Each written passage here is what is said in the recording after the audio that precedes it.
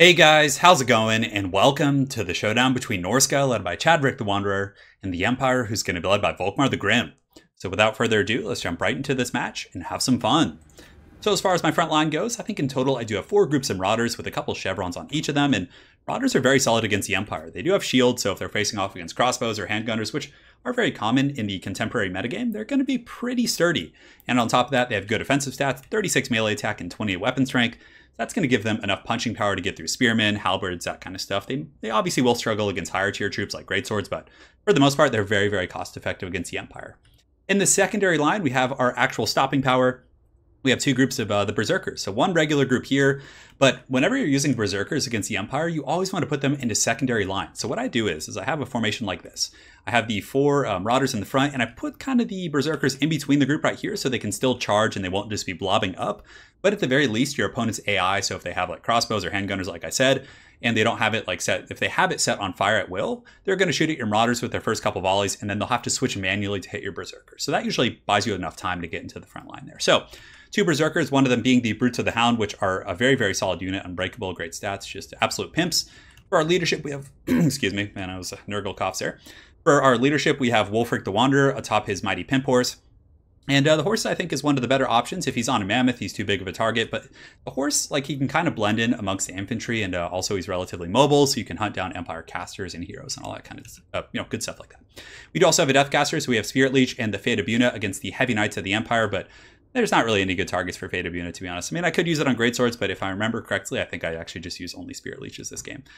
We do have 2 groups of Spears on the flank, so 1 group here and 1 group on the far side as well. So in case we're trying to flank very heavily with like Empire Cav, like Knights of the Blazing Sun or Reiksguard, at least we have an answer for that. In the back, we also have 1 group of Marauder Champions with great weapons. So oftentimes you'll see Empire players kind of pull a quick ball, or a curveball as they say.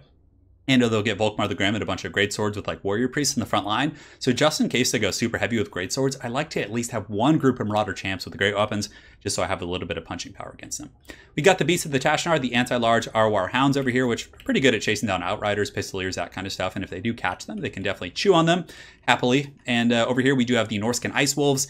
And then we got the Maws of Savagery, which are the Arwar Skin Wolves here. So I prefer the Maws of Savagery, number 1, because they have better armor piercing than the regular variant by quite a bit. They have anti-large, and of course they have 70 armor, so they're going to be more durable against pretty much everything except Embergriff Knights.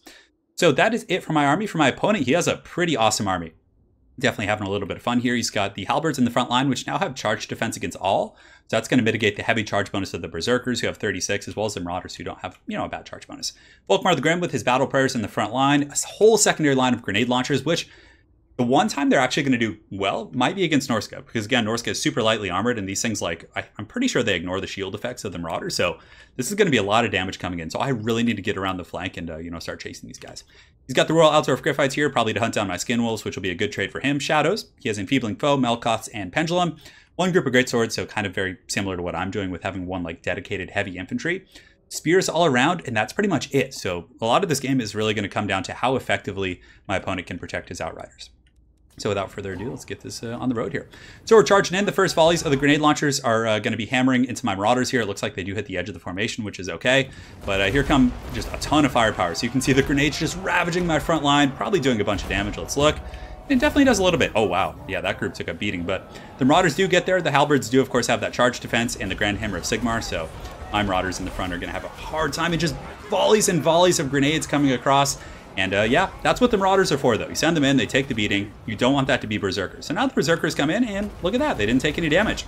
So their charge bonus is mitigated by the Halberds, but, Berserkers, as they get more and more angry, are just going to become beasts. And they tear apart Halberds. You can see they've lost 1 model, and they've already, cut through about 14, 15 models here, which is really solid. A very good Pendulum going down for my opponent right there. It does hit my Brutes of the Hound.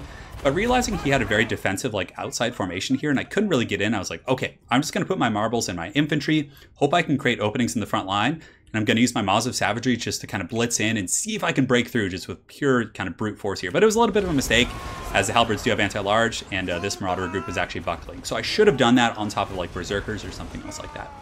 In the meantime, my spears are going up and around because he wasn't pressuring me with any, heavy cav or anything. So I figured I needed to get in there and do the business. I also do have the Miststalkers. So I forgot to point that out. You guys are probably like, where are the Miststalkers? They were in your Norscan guide. And this is actually the same build. This is the build for my Norscan guide. So the Miststalkers are going to go up and around and push with the spears, which will give them a very good engagement versus, these units over here. In the front, though, it's looking a little bit grim. My Marauders do break. The champions are still fighting, which is good, but the two Marauder groups do break off. But I still have my Beasts of Tashnar and Norscan Ice Wolves. The Ice Wolves actually got pushed back, but I will be going up and around the flank here in just a moment. The Brutes of the Hound still fighting, being absolute gangsters. 23 models here, and you can see Wulfric the Wanderer is doing a number on Volkmar the Grim. Hunter of Champions and Spirit Leech, and we're able to get a bunch of damage.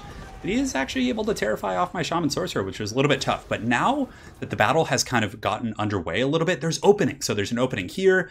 This formation, the spears are engaged with my spear, so I can sneak up and around. Excuse me, man. Got some in my throat. I can sneak up and around a little bit with the Beast of Tashnar, which is going to be incredibly good. So now you can see we're going to be creeping ever so slowly with the Beast of Tashnar, trying our best to get on these Outriders with the grenade launchers. And here come the Hounds. The Hounds are charging in. They're hungry. Grenade launchers are pretty fast. Not 84 speed to 95 of the Beast of Tashnar, but a very good interception from my opponent with the Royal Altor of Gryphites. He's able to intercept and push me back, but I do pull back relatively quickly, so I'm not going to take as much damage as I potentially could. Banishment going down over here is going to hit my spears, but it kind of does drift the wrong way. And the Miststalkers are in here, and even though they're fighting spears and halberds, they're still saturated with chaff. So they're not going to be taking the full brunt of this anti-large from my opponent, and it's definitely going to help kind of smash all those guys. Totally Hulk smashing. So Hulk smash comes down right there, hits a couple of those guys, and you can see the spearmen are shaken, and they're probably going to falter here in a moment. But now the back line is kind of open. I do have the Beast of Tashnar back here. The Norscan Ice Wolves have gotten up and around the flank, so they'll be engaging shortly. The Maws of Savagery have gotten into the cookie jar, and you can see we have caught some of these Outriders here.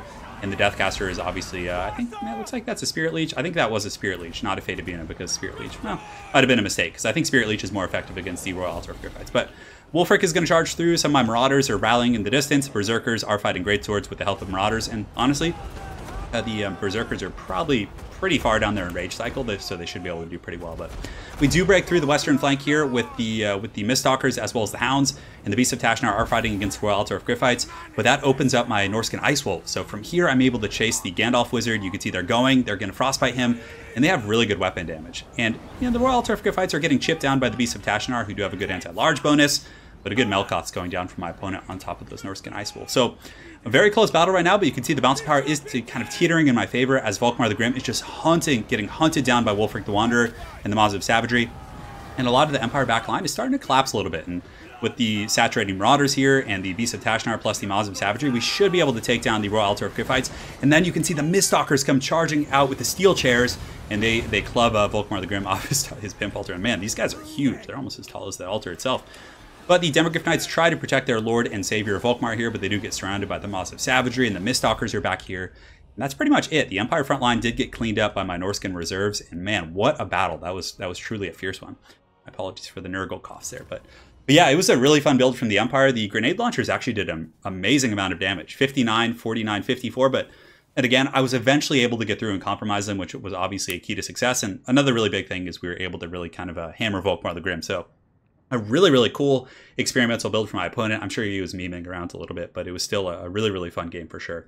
And this is actually the build for my guide, like I was saying, that is in the Norscan guide that's dedicated for the Empire, and I've had pretty good success with it, but I'll certainly try and get a couple more games versus, you know, diversified builds with like heavy cav and that kind of stuff to see how it does. So very well played to my opponent, Rightist. Stay tuned, guys. I know this was a short battle, so we're actually going to tack on another really fun and exciting one here in just a moment. So we will see you guys in game 2. Thanks. All right, guys, so now we're back with game 2. So in this match, it's going to be a showdown between the Dark Elves led by Malekith the Witch King and the Skaven, who are going to be led by the filthiest of them all, Lord Skrolk. So without further ado, let's get this show on the road. So as far as my army composition goes, in the front line, I think I actually have 4 groups of Blackheart Corsairs, so going to be trying to do some heavy skirmishing. And Blackheart Corsairs, I feel like, are really good in this Skaven matchup. Number 1, their missiles are going to be very good against Rat Ogres and lightly armored troops like Plague Monks, Censer Bearers, etc., etc. And on top of that, if they do get caught in melee against Skaven infantry like Clan Rats and Plague Monks, they're going to be relatively durable with 80 armor and pretty good combat stats. You can see 32, 24, and 28 respectively. So definitely like these guys quite a bit. Or might be a little bit overkill, but hopefully they'll do pretty well for us. In the front line, we do have a couple of groups of regular Blackheart Corsairs, who, like I said, are very, very good against Skaven. Let's actually take a look at a stat comparison here. So Blackheart Corsairs, it's hard to tell because I have chevrons, but 38-30 compared to, so I think the regular variant without the crossbows does have better melee defense. But so yeah, we have a couple groups of Blackheart Corsairs in the main line, and they're going to be supporting several elite groups of the Sisters of Slaughter. So I haven't gotten a chance to try these guys yet in the Skaven matchup, but I feel like they're going to be really good. I mean, they hit like trucks, 38 weapon damage, they have poison attacks, and are surprisingly durable with some okay physical resist of 20% actually. So, and 60 melee defense is going to be really, really high for like low tier Skaven troops like Clan Rats who only have 24 melee attack. So I'm really hoping that the Sisters of Slaughter can just chew through my opponent's front line while I use these Blackheart Corsairs to provide some overwatch and take out the Rat Ogres and that kind of stuff. So that's pretty much it for the core of my army. For my cav, we do have one group of Doomfire Warlocks right here who I feel like are good against Skaven. Magic damage is going to circumvent the resistances of Plague Monks and stuff like that. And obviously, casting a fat Soul Blight on the front line is going to be good. Lesser Doombolt isn't bad either. And then we also have the Slaanesha's Harvesters, which are the Arwars. So we have the Mark of Power, or the Word of Pain. I don't know where I got Mark of Power from. And then we also do have the Soul Stealer. For our Lord, we do have Malekith on his Chariot, and I've always liked Chariots against the Skaven. You just have to watch out for like Rat Ogres, and of course the not the Hellfire Cannons, but the Warp Lightning Cannons can do a ton of damage. So that's pretty much it for my force. For my opponent, he's got a couple groups of Rat Ogres over here on the hill. In the front line, he does have Clan Rats with shields, which are not bad. I mean, they're just chaff. They're just there to kind of hold. He has Lord Skrulk just smelling all stinky over here, ready to go. And he has a ton of Skaven Slave Slingers, which when I saw those guys, it actually gave me a little bit of anxiety. I was like, oh man, are these like 200 gold units just going to destroy my sisters who only have like 5 armor? So I was a little bit concerned about that. So I'm a little bit nervous about those guys. We also in the back have some Poison Wing Globadiers for like, had I brought like Crone Hellebron or a Hydra or anything like that, this would be very good. Warp Lightning Cannon, Plague Claw Catapult to shoot my infantry, a couple of groups of Skaven Slave Spears in the back, and some Storm Vermin. So very, very cool Skaven army. So let's get the show on the road. So the Warp Lightning Cannon is going to be taking some pot shots at Malekith the Witch King over here. So I'm just trying to do some Serpentine patterns just to make sure I don't get popped. And that Plague Claw Catapult is actually doing some really good damage to my Blackheart Corsairs. That was pretty unfortunate there, but still advancing. And against this Skaven, if oftentimes Skaven players will use a lot of artillery, you just kind of have to concede that. Just know you're going to take some damage on the approach here.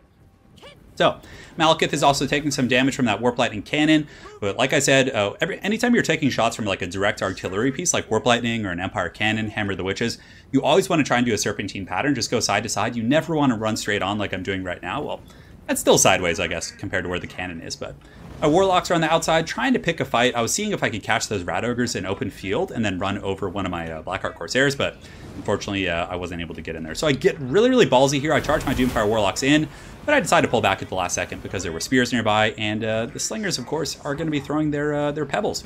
So here comes the pebbles. Looks like they're going to be shooting at the Corsairs initially, which is good because they have that 80 armor, but now the Sisters of Slaughter are going to get in there, and hopefully they can massacre the Skaven, so we'll see how it goes.